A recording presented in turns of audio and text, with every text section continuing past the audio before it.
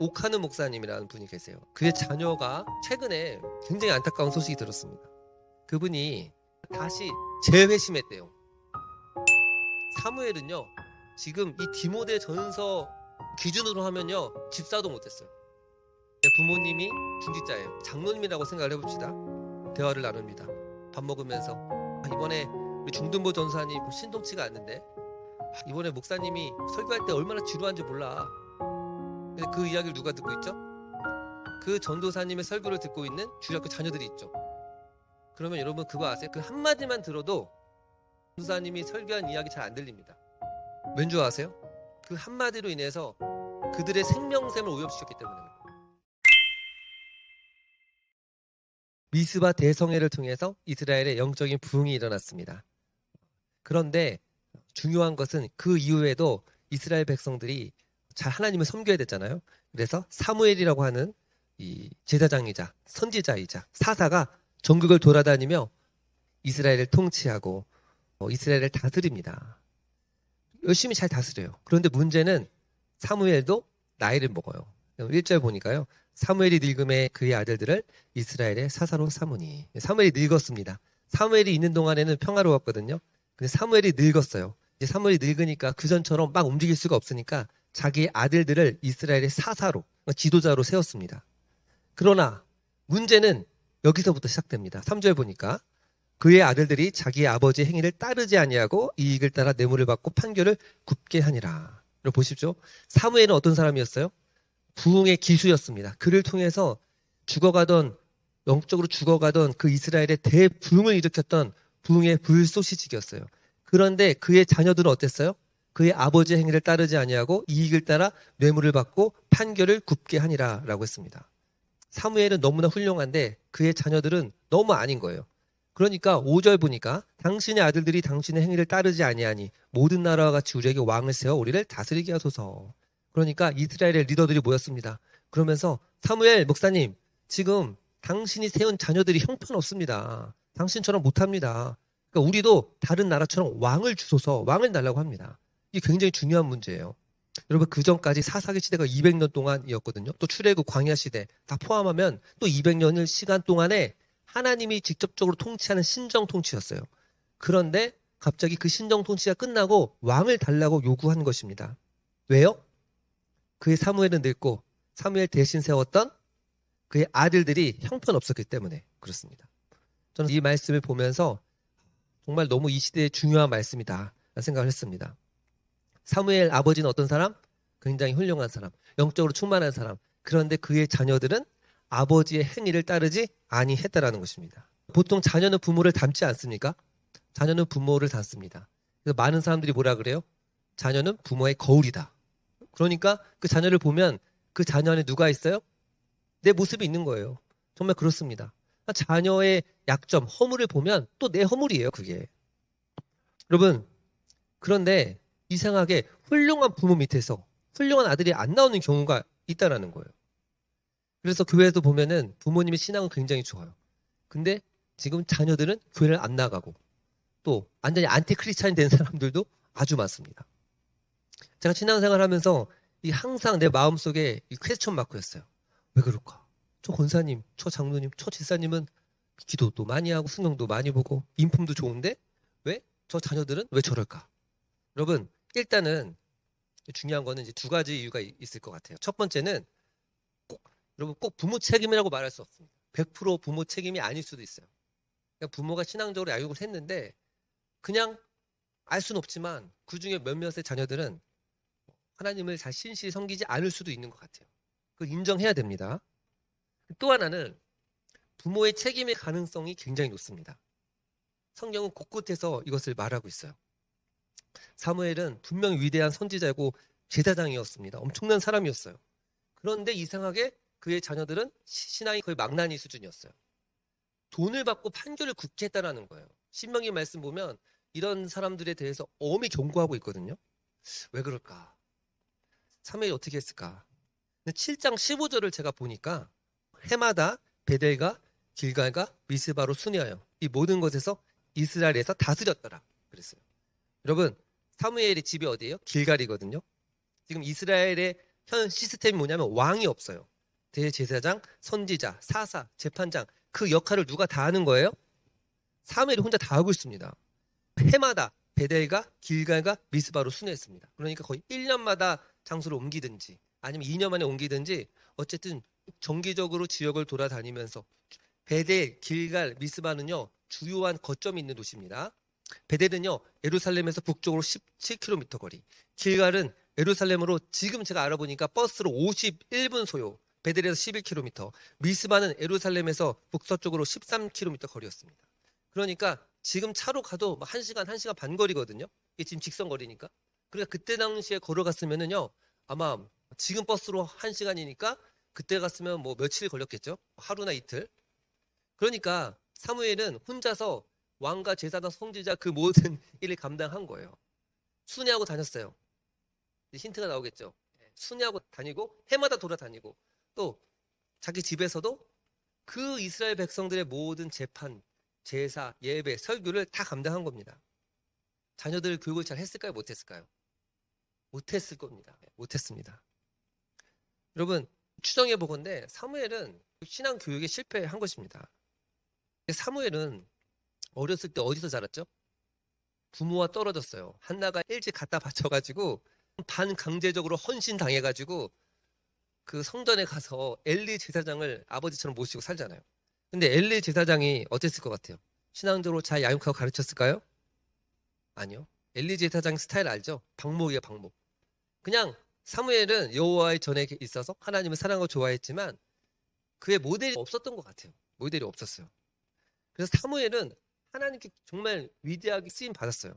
그런데 중요한 건 그의 자녀들 유엘과 아비야가 신앙교육에 실패했다라는 거예요.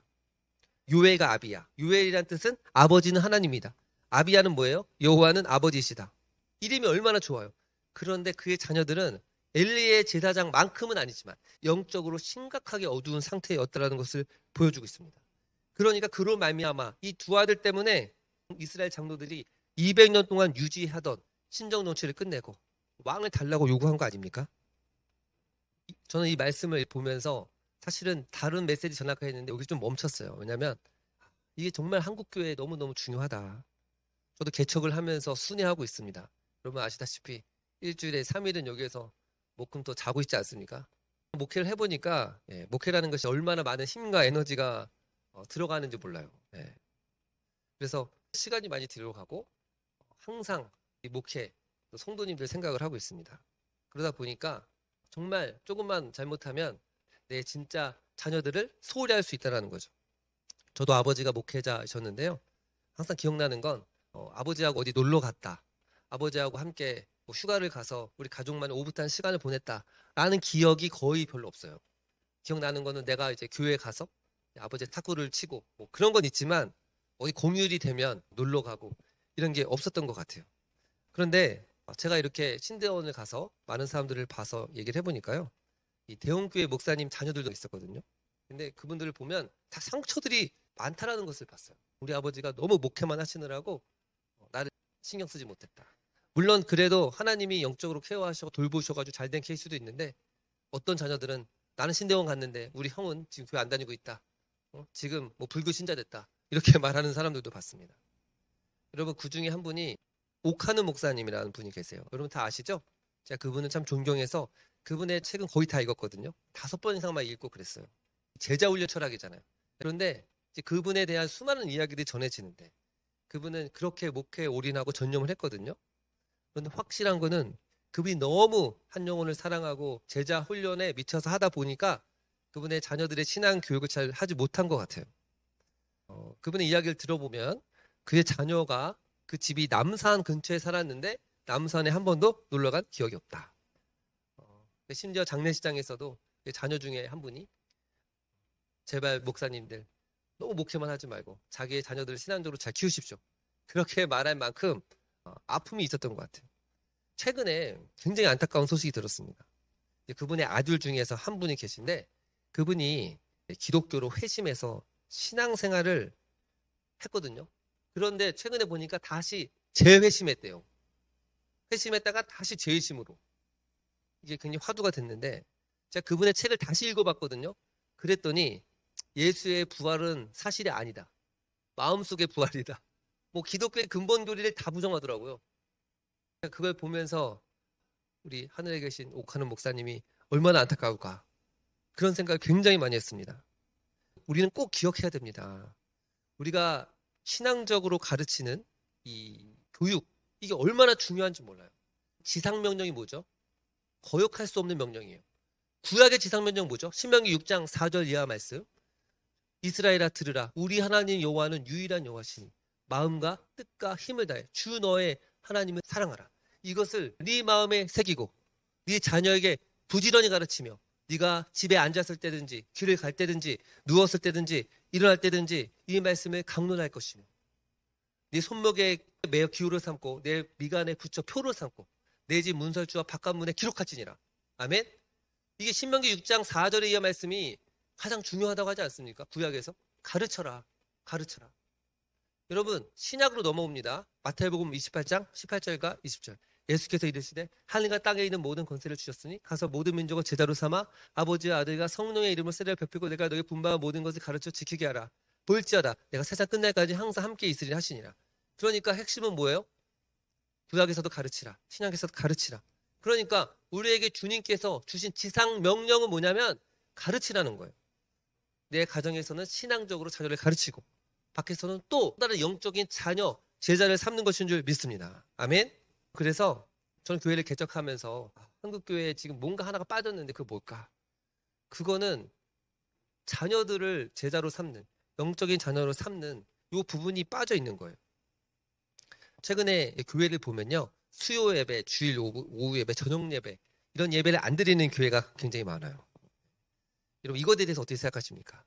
어떤 분들은 이렇게 예배를 줄이는 것이 인간의 편리를 추구하는 것이다 라고 하면서 인본주의다 이렇게 말하는 분들도 있습니다. 어르신 분들 중에서는 예배 수를 절대 줄이면 안 된다 이렇게 말하는 분들도 계셔요. 근데 저는 그렇게 생각하지 않습니다. 수요 예배, 금요 기도회, 새벽 예배가 성경에 딱 나와 있는 건 아니에요. 주일날 예배 드리면 됩니다. 안식일이 예수 부활로 주일의 개념으로 되어서 여러분 주일을 잘 지키면 되는 거예요. 그리고 사실 우리의 모든 일상이 삶의 예배 아닙니까?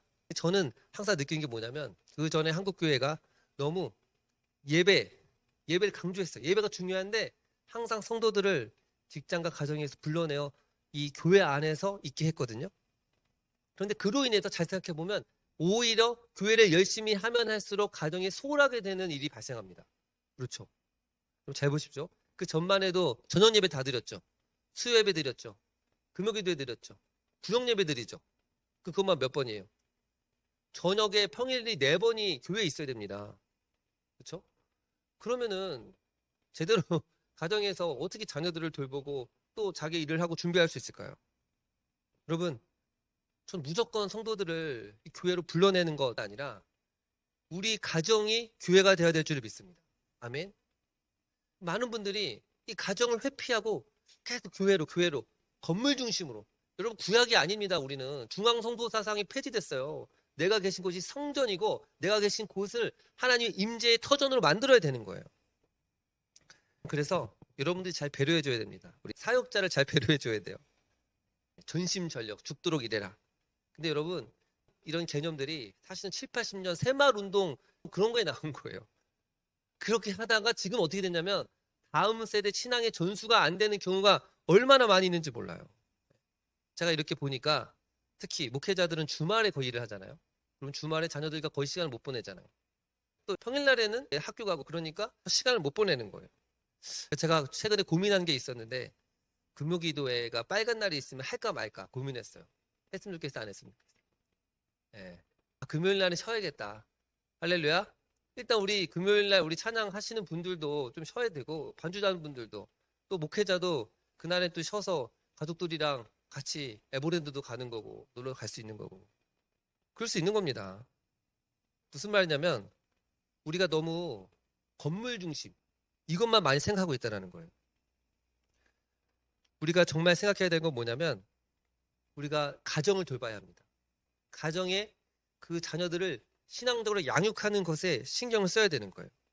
최근에 디모데 전서 말씀이었어요. 참 놀라운 걸 제가 발견했어요. 3장 1절 보십시오. 감독의 조건, 목사의 조건을 말하는데 3장 4절 보면 자기 집을 잘 다스려 자녀들로 모든 공손함으로 복종하게 하는 자라야 할지며 사람이 자기 집을 다스릴 줄 알지 못하면 어찌 하나님의 교회를 돌보려. 여러분 잘 보십시오. 자기 집을 잘 다스려 자녀들로 모든 공손함으로 복종하게 하는 자야 된다는 거예요. 그러니까 자녀들이 억지로 나한테 야, 교회 안 가면 용돈 안 준다. 협박해서 그런 게 아니라 그 자녀들이 진짜 마음속에 우리 아버지, 우리 장로님, 우리 권사님, 우리 집사님을 마음속에 존경해서 그 아버지의 말에 공손함으로 순종하는 거죠. 이렇게 말합니다. 자기 집을 다스릴 줄 알지 못하면 어찌 하나님의 교회를 돌보리요. 여러분 자기 집을 다스리지 못하는데 어떻게 하나님의 교회를 돌보냐는 거예요. 여러분 또 보십시오. 그거는 목사님 얘기 아닙니까? 3장 12절 보니까 이렇게 말합니다. 집사들은 한 아내 남편이 되어 자녀와 자기 집을 잘 다스리는 자일지니. 뭐라 그래요? 자기 집을 잘 다스려야 한다. 그러니까 사무엘은요. 지금 이 디모데 전서 그 기준으로 하면요. 집사도 못했어요. 맞잖아요. 자녀를 반드시 봐야 된다는. 왜? 그 자녀를 신앙적으로 양육하는 게 그렇게 중요하기 때문이다. 이렇게 말합니다. 저는 그래서 이걸 깨달았어요. 아, 한국교회의 문제점이 이거였구나. 무슨 말이냐면 한국교회에서 어떤 권사님이나 장로님이나 안수집사님 뽑을 때 뭐를 확인해야 됩니까? 그의 자녀들의 믿음을 정확히 확인해야 돼요. 왜냐면 그 자녀들의 믿음이 실제 그 부모님의 거울인 거예요. 그 부모님의 믿음인 거예요. 근데 대부분의 지금 현재 교회에서는 그거보다 교회에서 얼마나 봉사했고 헌금 생활했고 전도 많이 했냐 이걸 보는데 여러분 기준을 보십시오. 자기 집을 다스릴 줄 알지 못하면 어찌 하나님의 교회를 돌보리요. 집사들은 한 아내 남편이 되어 자녀와 자기 집을 잘 다스리는 자야 된다. 이거는 여자 남자 다 해당되는 거예요. 집사니까. 여러분 청년들이 좀 많이 있는데요. 아 목사님 저는 아직 가정이 없으니까 해당 안 되네요. 그게 아닙니다. 여러분 보통 교사가 되려고 해도 4년 5년 걸리잖아요. 대학교 가서 또 시험 봐서. 여러분 부모가 또 목회자가 되는 것도 시간이 한 4년 5년 걸립니다. 신학교 가서 책을 읽고 공부하고 성경 공부하고 신학교 들어가서 목사가 되죠. 여러분 잘 보십시오. 가정을 이룬다는 거는 뭐죠? 그 가정의 목사가 된다는 거예요. 아멘? 목회자가 된다는 거예요. 부부는 그 가정의 목회자라니까요. 그게 성경에서 끊임없이 말하는 거예요. 왜? 그 자녀를 신앙적으로 영적으로 가르칠 책임이 누가 있다? 부모에게 있기 때문에 그런 겁니다. 여러분 그래서 갑자기 하루아침에 되는 게 아니고요. 지금부터 어려서부터 성경을 알았나니 지금부터 성경을 알고 배우고 가르쳐야 되는 거죠. 신명기 아까 6장 보면 너는 이 말씀을 마음에 새기고 네 자녀에게 부지런히 가르치라 그랬어요. 우리가 사무엘과 같이 실패하지 않으려면요. 어떻게 됩니까? 이 말씀을 마음에 새겨야 돼요. 그러니까 지금 날마다 큐티하고 있는 모든 말씀들.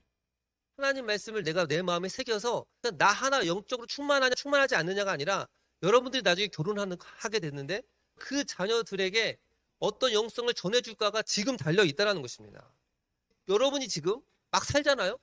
그러면 나중에 자녀들도 그렇게 신앙생활을 하게 되어 있는 거예요.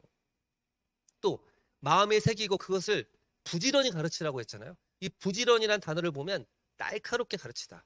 그러니까 그냥 가르치는 게 아니라 그 진리들을 분명하게 선명하게 가르치라 이렇게 돼 있어요.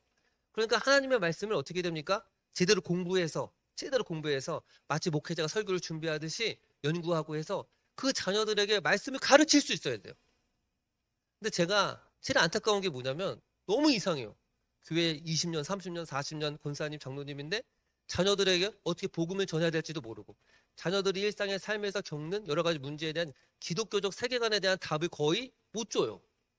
그럼 자녀들은 언젠가 떠나죠. 교회에서는 창조론을 가르치는데 바로 학교만 되면 바로 진화론을 얘기하는데 아빠 분명히 학교 갔는데 진화됐다고 하는데 어떻게 된 거야? 아, 몰라. 가서 선생님한테 물어봐. 선생님도 모르죠. 여러분 쉬운 게 아닙니다. 지금부터 어떻게 됩니까? 하나님의 말씀을 공부하고 묵상해서 마음에 새겨서 부지런히 가르쳐야 될 줄을 믿습니다. 아멘. 제가 늘 강조하는 게 뭡니까? 큐티한 거를 뭐 해라? 반드시 기록해놔라. 반드시 기록해놓으라는 거예요. 기록하고 공부하라는 거예요. 그런 면에서 개척교회에 참 잘 오셨습니다. 제가 개척교회 좋은 점을 알았어요. 왜냐하면 개척교회를 이렇게 해보니까 일단은 공간도 하나고 서로의 모습을 다 알아요. 서로의 모습. 그쵸? 예를 들어서 남매가 자매가 싸웠다. 그러면 안 돼. 서로 다 알아서. 어디 피할 수가 없어요. 저도 아내랑 뭐 싸웠다. 그러면 예배를 드릴 수가 없어요. 왜냐면 바로 앞에서 서로 피할 수가 없기 때문에. 근데 여러분 그게 굉장히 좋은 훈련이다라는 생각을 했어요. 여러분 잘 보십시오. 우리가 교회에서 막 화를 냅니까? 막 화를 내요? 화 안 내죠? 교회에서 쉽게 화를 내지 않듯이 자녀들이나 남편, 아내에게도 감정대로 화를 내지 않는다면 어떨까요? 여러분 교회에서 다른 사람을 섬기듯이 내 집에서 아내와 남편, 자녀들, 시어머니, 시부모님을 섬긴다면 어떨까요? 여러분 우리가 잘못했을 때 하나님 잘못했습니다. 용서해 주세요. 이렇게 말하듯이 우리가 잘못했을 때 우리 가족이나 우리 친척들에게 내 자녀들에게도 미안하다. 이렇게 미안하다라고 말할 수 있는 사람이 된다면 어떨까요? 교회에서 장로님들이나 어른들을 보면 반갑게 인사하듯이 그런 마음을 가지고 우리 시어머니와 시아버지, 장모님, 장인어른을 섬기면 어떨까요? 성경은 끊임없이 이것에 대해서 신약에 오면 더 강조한다니까요. 그 자녀를 말씀으로 가르쳐라. 지금부터 하나님의 말씀을 계속 마음에 새겨야 되는 거예요. 새겨야 됩니다. 우리는 다 목회자입니다. 따라합시다. 나는 다 목회자이다. 목회자죠. 가정에서는 영적으로 저보다 목회자보다 더 큰 영향을 미치지 않습니까? 이스라엘 제가 가보니까 이스라엘이 나라가 멸망했잖아요. 그들이 엄청나게 고민했어요. 왜 멸망했을까? 그들은 이거예요. 우상을 섬기고 신앙을 전승하지 않았다. 쉐마를 잊어버렸다. 그래서 가보면요. 지금도 이스라엘 백성들은 그거 엄청나게 철저히 합니다. 철저히 가르쳐요. 6월절 절기 다 지키고 그렇습니다. 왜 우리가 지금부터 마음에 새기고 우리가 사무엘처럼 신앙 교육에 실패하지 않으려면 우리가 모든 내 삶을 말씀으로 업데이트하고 내 자신을 돌아보고 마음에 새기지 않으면요. 자기도 모르게 자녀를 영적으로 실족해 할 수도 있는 거죠. 실족해 할 수도 있습니다. 왜 중직자의 자녀들이 교회를 떠날까요?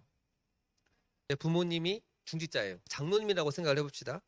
대화를 나눕니다. 밥 먹으면서 이번에 우리 중등부 전사님 조금 신동치가 않는데 그리고 이번에 목사님이 설교할 때 얼마나 지루한지 몰라. 지난번 보니까 예배 때 졸더라고. 그런 얘기를 막 했어요. 근데 그 이야기를 누가 듣고 있죠? 그 전도사님의 설교를 듣고 있는 주일학교 자녀들이 있죠. 그러면 여러분 그거 아세요? 그 한마디만 들어도 그 자녀들은 그 전도사님이 설교한 이야기 잘 안 들립니다. 왠 줄 아세요? 그 한마디로 인해서 그들의 생명샘을 오염시켰기 때문에 그래요. 생명샘. 영혼에게 생명샘은 무엇입니까? 듣는 귀잖아요. 듣는 귀. 우리가 주일날 예배 가서 설교를 통해서 하나님의 말씀을 듣잖아요. 그런데 그렇게 몇 마디 인간적인 말, 목회자를 비난하고 또 전도사라 그래서 가르치는 누군가를 비난하잖아요. 그럼 그 말을 들은 그 사람들은 어떻게 될까요? 이런 생각을 하는 거예요. 우리 전사님의 그 매갈이 없는 전도사님의 설교구나. 그런 생각을 한다니까요. 그래서 디모데전서 뭐라 그러죠? 너는 가르치는 장로, 목사죠? 배나 존경하라고 한 거예요. 왜냐하면 그래야 그 말씀을 통해서 은혜를 받을 수 있기 때문인 줄 믿습니다. 아멘. 그 생명샘이 오염되면요. 말씀이 아무리 해도 들려지지가 않는 거예요. 저도 항상 조심해야 되는데 저도 실수할 때가 많아요. 저도 아내랑 얘기할 때 누구 성도님 이야기할 때 막 하면 안 돼요. 얘기하고 싶을 때는 아내랑 단 둘이 있을 때 이렇게 얘기를 해야 되죠. 여러분 잘 보십시오. 북한의 김일성 이 어머니가 조금만 더 김일성을 신앙적으로 성경적으로 제자를 양육했다면 그래서 진짜 회심까지 됐다면 어떻게 됐을까? 유대인이었던 한 여인이 그의 아들을 조금만 더 신앙적으로 양육했다면 히틀러가 나왔을까? 그런 생각을 해봐요. 유대교회에서 개신교로 회심한 한 부모가 있었는데 그의 자녀가 나중에 신은 죽었다라고 말했죠. 그런 유명한 안티크라이스트의 대두가 된 니체가 됐습니다. 여러분 저는 오늘 말씀을 보면서 사무엘이라는 사람도 결국 자기 자녀들을 신앙적으로 양육하는 것에 실패했구나.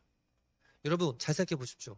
우리가 세상에서 대단한 성공을 하고 교회에서 뭐 장로, 권사, 안수지 집사님 솔직히 이런 거 못 돼도요.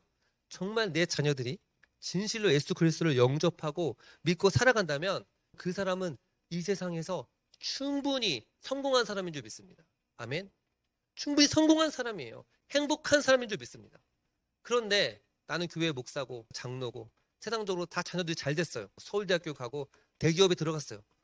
그런데 신앙생활을 안 한다면 내 자녀가 5명 있는데 그중에 하나라도 기독교를 떠나서 내가 죽기 전까지 안 돌아온다면 얼마나 안타까워요.